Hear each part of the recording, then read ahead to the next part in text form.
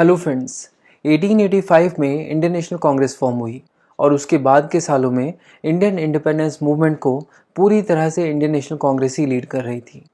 But 1885 के पहले के सालों में क्या 1885 से पहले कोई मेजर ऑर्गेनाइजेशन इंडिया में थी? तो इसका आंसर है हाँ, ऑर्गेनाइजेशन तो थी, बट ये ऑर्गेनाइजेशंस ज़्यादातर रीजनल थी। इसीलिए हम इस वीडियो में 1885 से पहले की मेजर ऑर्गेनाइजेशन देखेंगे जो कि बंगाल, बॉम्बे और मद्रास में फॉर्म हुई। शुरुआत करते हैं बंगाल से। 1833 में राजा राम मोहन रॉय की डेथ हो गई। उसके 3 साल के बाद 1836 में बंग भाषा प्रकाशिका सभा का गठन किया गया गौरी शंकर तर्क बगिश द्वारा, जो कि राम मोहन रॉय के क्लोज एसोसिएट थे। इसके अलावा बंगाल में दूसरी बड़ी ऑर्गेनाइजेशन थी जमींदारी association, the Bengal British India society और द इंडियन लीग। इन सबको एक एक करके हम लोग देखेंगे। स्टार्ट करते हैं बंग भाषा प्रकाशिका सभा से, जिसे 1836 में इस्टेब्लिश किया गया।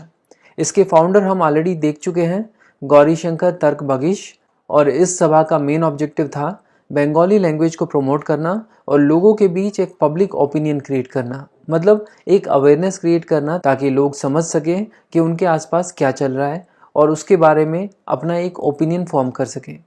तो ये थी बंग भाषा प्रकाशिका सभा। नेक्स्ट है ज़मींदारी एसोसिएशन, जो कि 1838 में फॉर्म हुई। ज़मींदारी एसोसिएशन के फाउंडर थे राजा राधाकांत देव और द्वारकानाथ टैगोर, और इस ऑर्गेनाइजेशन का ऑब्जेक्टिव था ज़मींदारों के इंटरेस्ट को सेफगार्ड करना थ्रू कॉन्स्टिट्यूशनल मीन्स। ये लोग ब्रिटिश ईस्ट इंडिया कंपनी से पेटिशन के जरिए अपनी डिमांड्स मनवाते थे। तो ये पहली बार था कि एक ऑर्गेनाइजेशन कॉन्स्टिट्यूशनल मीन्स के थ्रू काम कर रही थी, इसीलिए इसे इंडिया की पहली पॉलिटिकल ऑर्गेनाइजेशन कहा जाता है। और क्योंकि ये ऑर्गेनाइजेशन सिर्फ लैंडलॉर्ड्स के भले के लिए काम कर रही थी, इसीलिए इसे लैंडलॉर्ड सोसाइटी का नाम भी दिया गया। अब देखते हैं बंगाल की नेक्स्ट पॉलिटिकल ऑर्गेनाइजेशन, जो है बंगाल ब्रिटिश इंडिया सोसाइटी, जो फॉर्म हुई थी 1843 में। इसके फाउंडर थे जॉर्ज थॉमसन, जो कि एक ब्रिटिश थे, और इसके मेंबर्स कुछ ब्रिटिश थे और कुछ इंडियंस। और इस ऑर्गेनाइजेशन का एम था ब्रिटिश इंडिया में जो लोगों की हालत है, जो ग्राउंड रियलिटी है, वो देश के दूसरे हिस्सों तक पहुंचाना, सरकार तक भी और लंदन में बैठे लोगों तक भी। बट ज़मींदारी एसोसिएशन और बंगाल ब्रिटिश इंडिया सोसाइटी, ये दोनों ऑर्गेनाइजेशन 1851 में ब्रिटिश इंडियन एसोसिएशन नाम की ऑर्गेनाइजेशन में मर्ज हो गई। ब्रिटिश इंडियन एसोसिएशन को आइडिया था कि ब्रिटिश पार्लियामेंट में नया चार्टर एक्ट 1853 लाने की तैयारी चल रही है। तो उन्होंने भी ब्रिटिश पार्लियामेंट को एक पेटिशन के ज़रिए अपनी कुछ डिमांड्स भेजी। इनकी डिमांड थी कि एक सेपरेट लेजिस्लेचर होना चाहिए जिसमें चुने हुए लोग हों। ध्यान दीजिए, उस समय इंडिया में लेजिस्लेचर मतलब गवर्नर जनरल की एग्जीक्यूटिव काउंसिल होता था। एग्जीक्यूटिव काउंसिल जो थी वही एग्जीक्यूटिव वर्क करते थे और लेजिस्लेटिव वर्क भी, यानी लॉज भी वही बनाते थे। और British Indian association separate legislature बनाने की बात कर रही है। इन्हें एग्जीक्यूटिव और जुडिशरी भी सेपरेट चाहिए थी। ऊंचे पदों पर ब्रिटिश ऑफिसर्स जो काम कर रहे थे, उनकी सैलरी ये कम करवाना चाहते थे। और सॉल्ट प्रोड्यूस करने में जो कंपनी की मोनोपोली है, ये चाहते थे कि वो हट जाए, मतलब सॉल्ट पर कोई टैक्स ना देना पड़े। अकबरी को भी एबोलिश करना चाहते थे, यानी अल्कोहल पर भी कोई टैक्स ना देना पड़े। इसके अलावा ये चाहते थे कि स्टैम्प ड्यूटी भी हट जाए। काफ़ी एडवांस किस्म की डिमांड्स थी ब्रिटिश इंडियन एसोसिएशन की। चार्टर एक्ट 1853 में इनकी डिमांड पार्शली मानी भी गई, और यही ब्रिटिश इंडियन एसोसिएशन की सबसे बड़ी सफलता है। चार्टर एक्ट 1853 में गवर्नर जनरल काउंसिल को एक्सपेंड कर दिया गया। अब 6 मेंबर्स एग्जीक्यूटिव्स थे और 6 मेंबर्स अलग से लेजिस्लेटिव फंक्शन के लिए रखे गए थे। बहुत बड़ा बदलाव था ये, लेजिस्लेटिव और एग्जीक्यूटिव फंक्शन को सेपरेट कर दिया गया था। तो ये थी ब्रिटिश इंडियन एसोसिएशन। अब देखते हैं द इंडियन लीग, जो 1875 में फॉर्म हुई। इसके फाउंडर थे शिशिर कुमार घोष, और ऑब्जेक्टिव इस ऑर्गेनाइजेशन का ये था कि लोगों में नेशनलिज्म की भावना जगाई जाए और लोगों को पॉलिटिकल एजुकेशन दी जाए। तो ये थी इंडियन लीग। बट इस समय तक लोग जो हैं वो ब्रिटिश इंडियन एसोसिएशन के कामों से काफ़ी नाखुश थे। लोगों को अब ब्रिटिश इंडियन एसोसिएशन की पॉलिसीज ज़्यादातर ज़मींदारों के फेवर में लग रही थी। इस डिसकंटेंट के चलते कुछ बड़े लीडर्स ने एक नई पॉलिटिकल ऑर्गेनाइजेशन बनाई जिसका नाम था the Indian association of Calcutta. इसे 1876 में फॉर्म किया गया था। इस ऑर्गेनाइजेशन में इंडियन लीग के बड़े लीडर्स भी ज्वाइन कर चुके थे। अब इंडियन एसोसिएशन ऑफ कलकत्ता की मेंबरशिप तेज़ी से बढ़ रही थी और बंगाल के अलग अलग टाउन्स और इनफैक्ट बंगाल के बाहर भी इस ऑर्गेनाइजेशन की ब्रांचेस ओपन होने लग गई थी। ये ऑर्गेनाइजेशन अब एक नेशनल कैरेक्टर लेती जा रही थी और इसीलिए इसका नाम इंडियन नेशनल एसोसिएशन हो गया। इंडियन लीग भी इसमें मर्ज हो गई थी।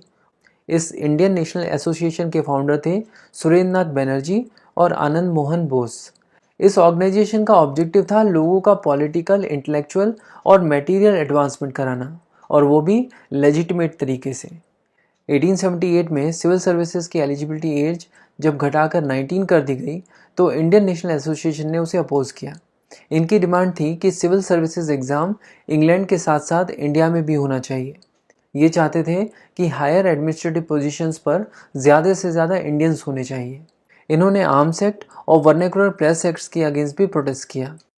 ये ऑर्गेनाइजेशन फाइनली 1885 में इंडियन नेशनल कांग्रेस में मर्ज हो गई थी। तो ये थी 1885 से पहले की सभी मेजर पॉलिटिकल एसोसिएशंस जो कि बंगाल में थी। अब देखते हैं कि बॉम्बे की मेजर पॉलिटिकल एसोसिएशन कौन कौन सी थी 1885 से पहले। तो इसमें दो नाम आते हैं, पूना सार्वजनिक सभा और बॉम्बे प्रेसिडेंसी एसोसिएशन। इसमें ये जो पूना सार्वजनिक सभा है ये 1867 में फॉर्म हुई। इसे एम.जी. रानाडे और एस.एस. चिपलूनकर ने मिलकर फॉर्म किया था। इसका ऑब्जेक्टिव था गवर्नमेंट और लोगों के बीच में एक ब्रिज बनना, ताकि लोगों की बात गवर्नमेंट तक पहुंच सके और गवर्नमेंट की पॉलिसीज लोग समझ सकें। इसके बाद 1885 में बॉम्बे प्रेसिडेंसी एसोसिएशन का गठन हुआ। इसके फाउंडर थे बदरुद्दीन तैयबजी, फिरोज शाह मेहता और K.T.. Telang. Actually Lord Liton की पॉलिसीज़ और इल्बर्ट बिल कंट्रोवर्सी के चलते ये ऑर्गेनाइजेशन फॉर्म हुई थी और ऑब्जेक्टिव था नेशनल इंटरेस्ट में काम करना। इन्होंने 1885 में जो इंडियन नेशनल कांग्रेस की फर्स्ट मीटिंग हुई थी बॉम्बे में, उसे भी होस्ट किया था। तो ये थी बॉम्बे की मेजर ऑर्गेनाइजेशन। अब देखते हैं मद्रास की पॉलिटिकल ऑर्गेनाइजेशन जो 1885 से पहले फॉर्म हुई थी। मद्रास में मद्रास महाजन सभा फॉर्म हुई थी 1884 में। इसके फाउंडर थे एम वीर राघवाचारी, बी सुब्रमण्य अय्यर और आनंदाचार्लू। इनका ऑब्जेक्टिव था एक ऑल इंडिया ऑर्गेनाइजेशन बनाना ताकि ये देश को आज़ाद करा पाए। ये ऑर्गेनाइजेशन अब भी एग्जिस्ट करती है।